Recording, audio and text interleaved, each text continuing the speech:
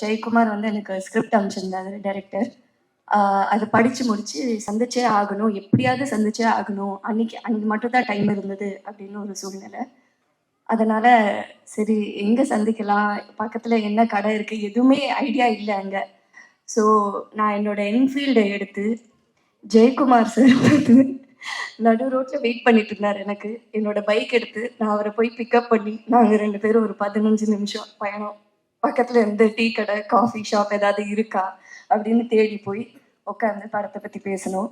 So அந்த first மீட்டிங்கில் அவர் கண்டினியூஸாக என்கிட்ட கேட்டுகிட்டே இருக்கிற ஒரு விஷயம் வந்து, உங்களோட கதாபாத்திரம் பிடிச்சிருந்ததா, அது உங்களுக்கு எப்படி ஃபீல் ஆச்சு அப்படின்னு தான் கேட்டுட்டு இருந்தார். பட் எனக்கு இந்த படத்தை அந்த ஸ்கிரிப்டை படித்தோடனே முழுசாக அந்த கதை, அந்த வாழ்க்கை, அந்த வாழ்வியல், அதில் இருந்த எல்லா கதாபாத்திரம் அதுதான் ரொம்ப இம்பேக்ட் கொடுத்துச்சு.